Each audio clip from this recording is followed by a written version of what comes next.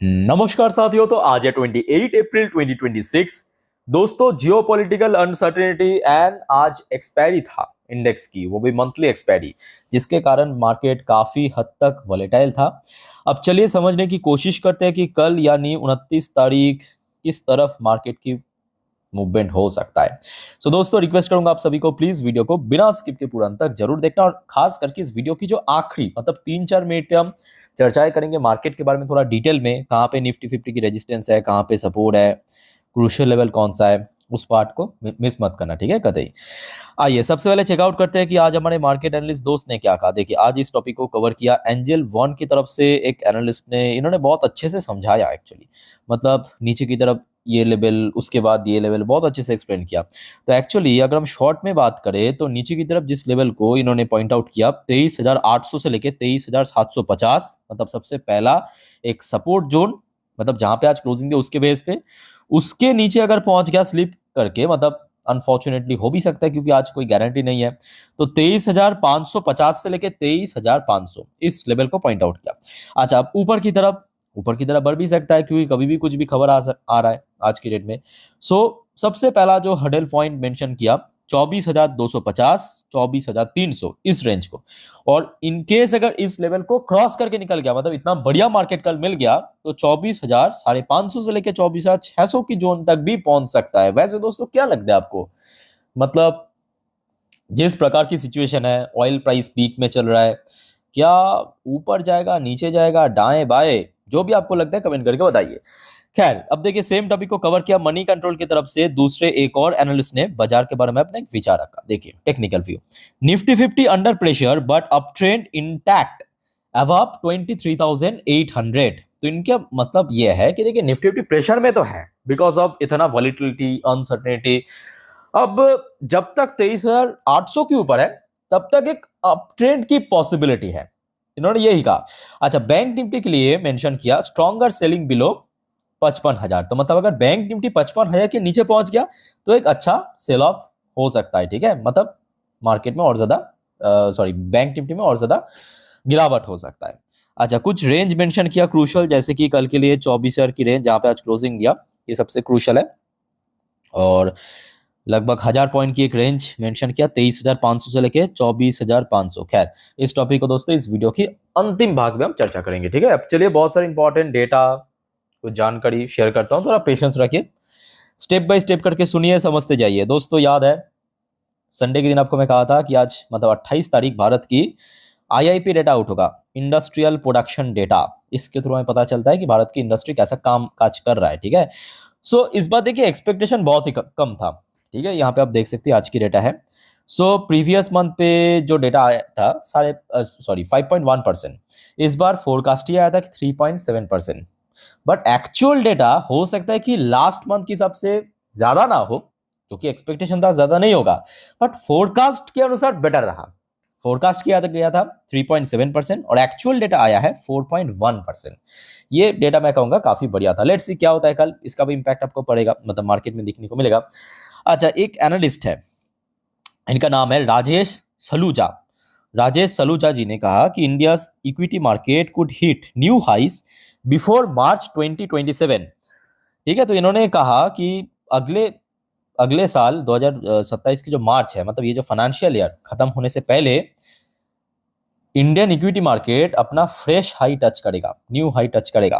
क्या लगता है पॉसिबिलिटी मतलब क्या पॉसिबल है या इम्पॉसिबल, जो भी आपको लगता है कमेंट करके बताएं। बल मेरे हिसाब से सिचुएशनल है, देखा जाएगा सिचुएशन मतलब किस फेवर में है। अगर मार्केट की फेवर में रहा तो ऑब्वियसली पॉसिबल है।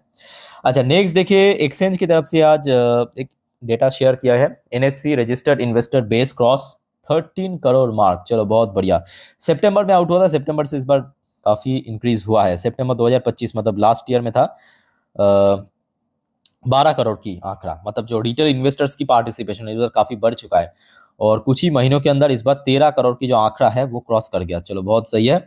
अच्छा, नेक्स्ट रिपोर्ट आ रहा है, ये थोड़ा सा मैं कहूंगा मतलब नेगेटिव टाइप की रिपोर्ट, वीकर मॉनसून प्रेडिक्शन, और इस बार तो एल नीनो का भी फुल चांस है, और ऑलरेडी उसका मतलब ट्रेलर भी दिख रहा है, खास करके मेट्रोपॉलिटन शहर पे। तो इस बार भारत में मॉनसून या वर्षा बहुत कम होगा, और जिस वजह से क्या होगा, जो मतलब खेती में नुकसान होगा इस बार बहुत ज़्यादा। और उसके साथ साथ ऊपर से वॉर चल रहा है, Iran war cloud growth outlook. तो इस बार भारत की जो है ग्रोथ आउटलुक वो काफ़ी कम, मतलब इम्पैक्ट पड़ सकता है, काफ़ी कम हो सकता है, मतलब भारत की जीडीपी ग्रोथ रेट वगैरह। ठीक है, सो लेट्स सी क्या होता है। बहुत सारे फैक्टर है एक्चुअली, बहुत सारे फैक्टर यहाँ पे डिपेंड करेगा। अच्छा दोस्तों, आज से फेडरल रिजर्व की एफओएमसी मीटिंग शुरू हो चुका है। याद रखना कल यानी 29 तारीख इसका आउटकम निकलेगा, तो ऑब्वियसली उसके ऊपर मार्केट तो जरूर रिएक्ट करेगा। अब देखिए इस बार फिर से वही चांस है जो पिछले 2 बार हुआ था, मतलब US Fed expected to keep rate steady, मतलब टोटली अनचेंज रखा जाएगा because of Iran war effect ripple. तो ये फैक्ट है देखिए, और ये भी एक बहुत बड़ी सच्चाई है कि क्यों, मतलब जिस वजह से अभी जो फेडरल रिजर्व की चेयरपर्सन मतलब जेरोम पॉयल है, उनको हटाने का पूरा पूरा प्लान चल रहा है, उनको हटाने का पूरा पूरा प्लान चल रहा है। मतलब बहुत जल्दी रिप्लेस भी हो जाएगा, ऑलरेडी डिसाइड हो चुका है। लेट्स सी क्या होता है। ट्रम्प जिसको लेके आएगा वो तो ट्रम्प के हिसाब से ही डिसीजन देगा। अच्छा, एक और रिपोर्ट आप जरा देखिए यूएस की तरफ से। यूएस का जो कंज्यूमर कॉन्फिडेंस अनएक्सपेक्टेडली इंप्रूव्स इन अप्रैल। एक्चुअली मतलब लोगों को लगा था और ज़्यादा वीक हो जाएगा, खराब हो जाएगा as compare to March, but हुआ उसका ऑपोजिट, बढ़ गया है कंज्यूमर जो कॉन्फिडेंस इंडेक्स। ये देखिए लास्ट मंथ पे था 91.8, इस बार जो फोरकास्ट आया था 89, बट एक्चुअल डेटा रहा 92.2, मतलब ऊपर से बढ़ गया है। ओके, सो बहुत बढ़िया, चलो आगे बढ़ते हैं। अच्छा, आज की डेट पे सबसे बड़ी खबर शाम के वक्त, ये देखिए, ये आज शाम के 6:04 की खबर है। सबसे बड़ी खबर, यूएई ने ये जो ओपेक एंड ओपेक प्लस, ये जो दो ग्रुप है मैं आपको समझाता हूँ, इसको लीव कर दिया, मतलब छोड़ दिया है। अच्छा, ओपेक एंड ओपेक प्लस क्या है समझिए पहले, एकदम ठंडे से समझिए, मतलब ठंडे दिमाग से समझिए। OPEC and OPEC plus basically उन्हीं सब चुनिंदे देशों को मिला के एक ग्रुप है जो ऑयल प्रोड्यूस करते हैं और बाहर एक्सपोर्ट करते हैं भारी मात्रा पे। ठीक है, ओपेक और ओपेक प्लस में फर्क क्या है? ओपेक में आपको मेनली जितने भी गल्फ कंट्रीज है वही दिख जाएगा, और ओपेक प्लस में रशिया इंक्लूडेड है। समझ आए? ओपेक में क्या है, सिर्फ गल्फ नेशंस ही है, और ओपेक प्लस में रशिया ऐड है, रशिया है। ओपेक में रशिया नहीं है, ओपेक प्लस में रशिया है। ठीक है, यही फर्क है। अब यूएई ने इसको लीव कर दिया। आप कहेंगे इसमें हो क्या गया है? देखिए इसमें क्या है, OPEC and OPEC plus group की क्या टारगेट है कि यही जो ऑयल प्रोड्यूसिंग जो देश है वो लोग डिसाइड करते हैं कि अगले साल अगले महीने पे कितना ऑयल प्रोड्यूस करेंगे, उसका जो कैप, ऑयल कैप होता है ना, कितना रखा जाएगा, प्राइस कितना होगा। ठीक है, अब यूएई इसको लीव कर दिया, एक बहुत बड़ा शॉक है दोनों ही ग्रुप के लिए। तो मतलब यूएई फ्यूचर में प्रोडक्शन के ऊपर कोई, मतलब ये ग्रुप के कंट्रोल नहीं रहेगा, कितने भी चाहे तो यूएई प्रोडक्शन कर सकता है, कितना भी कम भी कर सकता है, वो डिपेंड करेगा यूएई सरकार के ऊपर। उसका ऑयल प्राइस कैप कुछ भी हो सकता है, और बताया जा रहा है ये कहीं ना कहीं यूएस के लिए बहुत बड़ी वरदान आप कह सकते हो। ठीक है, ये दो ग्रुप को लीव कर जाना। अच्छा, फिर आ जाइए ऑयल से रिलेटेड एक और अपडेट है। भारत की आईओसीएल मतलब Indian Oil Corporation and Oil India discover fresh oil and gas reserve in Libya as India looks beyond Middle East for energy sources. और इंडिया दोस्तों यहाँ पे बहुत फास्ट मूव कर रहा है, और होना भी चाहिए। जहाँ पे आपको हडल मिल रहा है वहाँ से फर्स्ट मूव कीजिए। ठीक है, उसके ऊपर मतलब उसके ऊपर आप डिपेंड रहेंगे तो वही हाल आपके पाकिस्तान वाला होगा। पाकिस्तान को आप देखिए, वहाँ पे ऑयल की प्राइस लगातार बढ़ता जा रहा है, मतलब लगभग 200-300% ऊपर बढ़ गया। सीरियसली कह रहा हूँ, आप लोगों को लग रहा है कि ऐसे ही कह रहा हूँ, अब चेक कर लेना, 200-300% बढ़ गया पाकिस्तान में ऑयल प्राइस, क्योंकि मूव नहीं किया, उसी के ऊपर डिपेंडेंट था। तो भारत यहाँ पे बहुत बढ़िया काम करा है।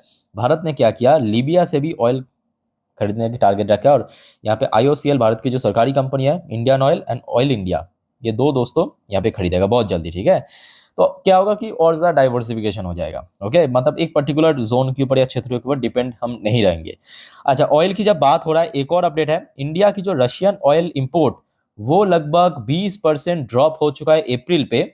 मार्च पे तो एकदम पीक में पहुंच गया। तो मैं कहूँगा ये भी सही है। क्यों सही है पता है? देखिए, रशिया भारत की बहुत अच्छे मित्र है, दोस्त है, बट स्टिल भारत की जो अभी कोशिश चल रहा है कि पर्टिकुलर कोई जोन के ऊपर हम डिपेंड ना रह जाए, ताकि अगर इन फ्यूचर में, फ्यूचर किसी को पता नहीं है कि फ्यूचर में क्या होगा, मान लीजिए कि रशियन ऑयल खरीदने से हम लोगों को कुछ हर्डल फेस करना पड़ा, तो क्या होगा, उतना ज़्यादा नुकसान नहीं पहुंचेगा। ठीक है, तो भारत यहाँ पे बहुत सही काम कर रहा है। अच्छा, नेक्स्ट एक और यहाँ पे रिपोर्ट आ रहा है आपके सेंटर से, नो फ्यूल शॉर्टेज, कि कोई भारत में अभी कोई फ्यूल की शॉर्टेज नहीं है। Appeal public to avoid panic buying, मतलब जो लोग इतना पैनिक करके खरीद रहा है फटाफट फटाफट, पैनिक बाइंग मत कीजिए। बट दोस्तों यहाँ पे एक और ट्विस्ट है। ट्विस्ट क्या है पता है? देखिए, सेंटर तो कह रहा है कि फ्यूल शॉर्टेज नहीं है, ये फैक्ट है। बट ये भी फैक्ट है कि ये जो 4 मई, नोट करना डेट, 4 मई, 4 मई के बाद दोस्तों नोट करना, भारत सरकार कभी भी ऑयल प्राइस बढ़ा सकते हैं। पेट्रोल प्राइस बढ़ेगा, डीजल प्राइस बढ़ेगा, गैस तो ऑलरेडी बढ़ चुका है। ठीक है, और आपको भी पता है जो समझदार है उनके लिए इशारा काफ़ी है, क्यों 4 मई के बाद बढ़ सकता है, वो कभी बढ़ सकता है। मतलब ऐसा नहीं कि 4 मई के बाद 5 में बढ़ जाएगा, ऐसी बात नहीं है। कई बार बढ़ सकता है, 10 में भी बढ़ सकता है, 15 में भी बढ़ सकता है, बट बढ़ेगा जरूर दोस्तों, अगर ये वॉर नहीं रुका तो, ये कंफर्म है। अच्छा, एक और रिपोर्ट थोड़ा देख लीजिए, भारत की प्रधानमंत्री मोदी जी की तरफ से, PM Modi unveil developmental project worth over 6,350 crore की यहाँ पे लॉन्च किया है प्रोजेक्ट, जो कि रेलवेज एंड जो हाईवेज है उसकी बेस पे। ठीक है, आ गए। अच्छा दोस्तों, आगे बढ़ते हैं नेक्स्ट टॉपिक पे, बट उसके पहले आप सभी को एक छोटा सा बस रिक्वेस्ट करूंगा, प्लीज आप लोग मेक श्योर कीजिए आपने इस चैनल को ऑलरेडी सब्सक्राइब करके रखा, नहीं किया तो प्लीज देर किस बात की, देखिए इतना बढ़िया बढ़िया कंटेंट जानकारी दे देता हूँ, फटाफट करके रख दीजिए। ठीक है, बाद में आप लोग भी भूल जाते हैं। और ऑलरेडी देखिए मैं 4 वीडियो दे चुका हूँ, अगर आपने नहीं देखा, जो कि कल बाजार के लिए बहुत वाइटल है, एक बार चेकआउट करके जरूर आना। ठीक है, अच्छा नेक्स्ट आगे बढ़ते हैं। यूएस मार्केट, यूएस मार्केट में काफी ऊपर नीचे चल रहा है। अब देखिए एक्सपेक्टेड है because of war, volatile market रहेगा। फिलहाल देखिए यूएस में लोकल टाइम दोपहर 12:48 पे डॉ जोन्स की पोजीशन थोड़ा फ्लैट चल रहा है, बट स्टिल ग्रीन पे है। पर दूसरी तरफ नैस्डैक की पोजीशन बहुत लूज हो चुका है, मतलब हल्का हो चुका है। नैस्डैक लगभग 1.29% गिरावट। और इसके पीछे क्या रीजन है पता है? आज नैस्डैक में मौजूद जितने भी आर्टिफिशियल इंटेलिजेंस की जो कंपनीज की शेयर, उसमें क्रैश हुआ, कोई 3%, कोई 5%, क्योंकि कुछ ऐसे बीच बीच में खबर आता है ना, जैसे कि जनवरी पे हमारे यहाँ पे चल रहा था कि एंट्रोपिक की वजह से सब आईटी कंपनीज खतरे में है, एकदम धड़ल्ले से गिर गया। एचसीएल टेक्नोलॉजी, इन्फोसिस, टीसीएस, तब के बाद से तो अभी तक उठ ही नहीं पा रहा है। ठीक है, अब बीच में मतलब आज सुबह की बात है, यूएस की लोकल टाइम के अनुसार जो सुबह में खबर आ गया कि भाई एआई कंपनी अभी खतरे में है, उसका ग्रोथ रेट स्लो होगा, सारे एआई कंपनी गिर गया। और एआई मोस्टली नैस्डैक में लिस्टेड है, जिस वजह से आप देखिए डॉ जोन्स गिरा नहीं, नैस्डैक पिट रहा है, 1-1.5% अभी नीचे चल रहा है। ठीक है, बट ये मैं कहूंगा भारत की आईटी के लिए बढ़िया है। क्यों बढ़िया पता है? भारत की जो आईटीज है, इन्फोसिस, टीसीएस, ये तो सब नॉन एआई कंपनी है, उनके लिए बढ़िया है। उसी वजह से तो गिरा था, एआई की खतरे की वजह से। By the way, oil price अभी थोड़ा ऊपर नीचे चल रहा है, बट स्टिल अभी ऊपर ही है, मतलब हाँ 2% ऊपर चल रहा है, 110-11 डॉलर पर बैरल के आसपास, सुबह से लगभग इसी लेवल के आसपास ऊपर नीचे कर रहा था।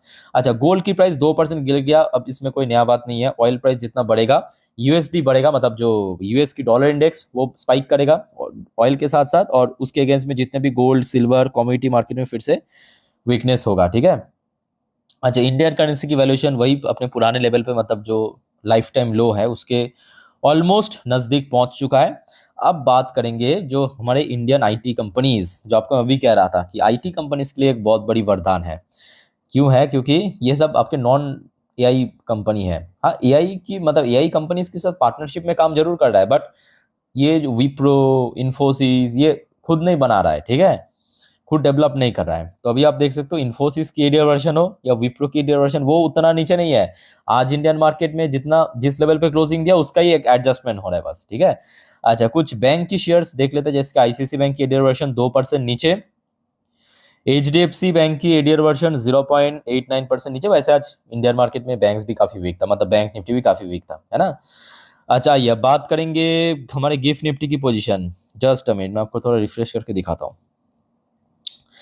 अच्छा, गिफ्ट निफ्टी की पोजीशन फिलहाल चल रहा है 21,021 पॉइंट पे, 21,021 पॉइंट पे। मतलब आज दोपहर को, मतलब इंडियन मार्केट जब क्लोज हुआ था उस टाइम पे जिस लेवल पे था वहां से 45 पॉइंट नीचे, बहुत नीचे नहीं है बट वही 45 पॉइंट के आसपास नीचे चल रहा है। ठीक है, सो लेट्स सी। बट ये भी फैक्ट है कि अभी क्या अपडेट है, कल सुबह होते होते बदल भी सकता है, मतलब अच्छा भी हो सकता है और खराब भी हो सकता है। सो डोंट वरी दोस्तों, कल सुबह मैं अपनी इंस्टाग्राम स्टोरी में दे दूंगा। बस आप लोग एक ही काम करना, सुबह उठ के मतलब मार्केट ओपन करने से पहले मेरे इंस्टाग्राम स्टोरी चेक कर लेना, वहाँ पे मिल जाएगा गिफ्ट निफ्टी की फ्यूचर, डॉ जोन्स की फ्यूचर, नैस्डैक की फ्यूचर की अपडेट, ठीक है। लिंक आपको इस वीडियो के नीचे डिस्क्रिप्शन बॉक्स में मिल जाएगा। अच्छा, वैसे दोस्तों आज एफआईएस द्वारा सेल ऑफ तो हुआ है जो कि एक्सपेक्टेड था। 2103 करोड़ की शेयर एफआईएस आज बेचा है और डीआईएस ने खरीदा 1712 करोड़ की शेयर, ठीक है। तो ये आज एफआईएस डेज की कारोबार था। और देखिए ये भी फैक्ट है कि जब तक ना एफआईएस की फिर से वापसी हो जाए और तब तक मार्केट में वो जो स्टेबल रिकवरी वो मिसिंग रहेगा, ठीक है। अच्छा, वैसे दोस्तों बहुत सारे जियोपॉलिटिकल अपडेट भी दे रहा है आपको, ठीक है। तो नेक्स्ट जो वीडियो आएगा मतलब रात की 12 बजे की वीडियो देखना प्लीज मत भूलना। आप अगर जल्दी सो जाते हो कोई प्रॉब्लम नहीं है सर, सिर्फ आप चैनल को सब्सक्राइब करके रखना और सुबह उठ के देख लेना, मिल जाएगा इसी चैनल पे, ठीक है। अच्छा, सो आज वैसे आज इसराइल की जो टॉप इंडेक्स वो भी थोड़ा सा वीकनेस के साथ ही क्लोजिंग दिया 0.63% नीचे। तो दोस्तों मार्केट के ऊपर जितने भी अपडेट था इंपॉर्टेंट आपके साथ शेयर किया। अब चलिए मार्केट एनालिसिस वाला पार्ट के ऊपर लेके चलता हूं आपको। तो दोस्तों अभी आपके सामने मैं ओपन कर लिया निफ्टी 50 की लास्ट 3 महीने की कैंडलस्टिक चार्ट पर। अच्छा, अब जो बात आपको बताना चाह रहा हूँ ध्यान से मेरी बात को सुनना। सुबह आप लोग जरूर मेरे इंस्टाग्राम स्टोरी चेक कर लेना तो आप कंफर्म हो जाएंगे, ठीक है। सुबह मार्केट किस तरह ओपन हो सकता है गिफ्ट निफ्टी की फ्यूचर के बेस पे, ओके। अच्छा, कल के लिए कुछ इंपॉर्टेंट सेक्टर थोड़ा सा नोट करना। कल के लिए सबसे पहले मैं कहूँगा जो सेक्टर्स इंपॉर्टेंट है वह है ऑयल सेक्टर। ऑयल सेक्टर कल बहुत इंपॉर्टेंट है। उसके बाद कल के लिए मैं कहूँगा बैंकिंग सेक्टर इंपॉर्टेंट है, ठीक है। अच्छा, बैंक्स के बाद कल नोट करना आईटी सेक्टर भी इंपॉर्टेंट है। एक और सेक्टर है मेटल सेक्टर, मेटल सेक्टर, ठीक है। तो कल दोस्तों ये चारों सेक्टर के ऊपर नजर रखना, चारों सेक्टर के ऊपर। अच्छा, अब आ जाइए, ये हो गया आपका एक दिन की चार्ट पैटर्न, ये हो गया आपका एक दिन की चार्ट पैटर्न। मतलब यहाँ पे जो कैंडल्स आपको दिख रहा है ना वो सब एक एक दिन को रिप्रेजेंट कर रहा है। अब देखिए जो आपको मैं लास्ट डे भी कहा था, देखिए उस हिसाब से आज रेजिस्टेंस फेस किया। कल क्या कहा था आपको याद आ रहा है? तो कुछ यही कहा था कि यहाँ पे जो इंडिकेटर्स है यहीं पे मिलेगा रेजिस्टेंस, यहीं पे मिलेगा सपोर्ट, यही कहा था। तो यहाँ पे आप देख सकते हैं ये जो है 50 डेज की EMA, ये क्या है 50 दिन की EMA एक्सपोनेंशियल मूविंग एवरेज। और नीचे जो ब्लू कलर की लाइन ये क्या है 20 दिन की EMA, ठीक है। तो लास्ट नाइट को आपको मैं जो कहा था कि इसी लेवल पे ही मिलेगा रेजिस्टेंस। तो आप देख सकते हो, ध्यान से देखना। आज जो ये आज की कैंडल है, ये आज की कैंडल है, इस कैंडल की जो पीक टच हुआ कहाँ पे टच हुआ? इसी लेवल पे। तो यही तो आपको मैं बार बार कहता हूँ कि जब मैं समझाता हूँ ध्यान से समझ लेना चीज़ों को, ठीक है। तो कल भी इसी लेवल पे बनेगा सबसे पहला रेजिस्टेंस जिसका नाम है मतलब सॉरी नंबर है 24,200, ठीक है। ये सबसे पहला इंपॉर्टेंट रेजिस्टेंस। उसके बाद देखिए जो लास्ट वीक में यहाँ पे हडल फेस किया था ये बनेगा। ये अभी दूर की बात है, फिर भी आप थोड़ा नोट कर लेना। सबसे पहला रेजिस्टेंस 24,200, दूसरा रेजिस्टेंस 24,350। बट अभी ये दूर है, पहले 200 तो ब्रेक करे तो ये दो क्या हो गया रेजिस्टेंस। अब दोस्तों बात करेंगे सबसे क्रूशियल लेवल, सबसे क्रूशियल लेवल जहां पे आज जिस बॉर्डर लाइन पे क्लोजिंग दिया यानी 24,000। तो कल के लिए सबसे क्रूशियल लेवल क्या है? 24,000 को होल्ड करना, 24,000 को होल्ड करना, ये क्या है? ये सबसे क्रूशियल लेवल है। मान लीजिए कि अगर होल्ड नहीं कर पाया तो क्या होगा? नीचे करेक्शन होगा। कहाँ तक हो सकता है? ये सबसे पहला सपोर्ट है ना। तो सबसे पहला सपोर्ट बनेगा आज जहां पे इंट्राडे लो टच किया, दूसरा सपोर्ट बनेगा लास्ट वीक में जहां पे लो टच किया था, ठीक है। ये दो लेवल नंबर मैं आपको लिख के देता हूं, फटाफट नोट करना। सबसे पहला सपोर्ट लेवल इस बार मतलब कल के लिए 23,950, दूसरा सपोर्ट बनेगा 23,800। उसके बाद थोड़ा अगर हम डीप बात करें मतलब थोड़ा डीप में जाए तो 23,500 भी जा सकता है, पर वो अभी दूर की बात है। इमीडिएटली मुझे नहीं लगता कि मार्केट उतना नीचे गिरने की मूड में है। अगर कुछ एक्सेप्शनली खराब कुछ हो गया तो हो सकता है, बट ये जो चल रहा है war, blockade, state of Hormuz पे, इसके कारण उतना नीचे नहीं पहुंचेगा, ठीक है। 100-150 पॉइंट नीचे हो सकता है। जब आ जाइए बैंक निफ्टी, देखिए बैंक निफ्टी के लिए भी सेम टू सेम जो आपको मैं लास्ट डे क्या कहा था कि हम थोड़ा सा डीप सपोर्ट लेंगे, यही कहा था ना, क्योंकि ब्रॉड रेंज है बैंक निफ्टी की।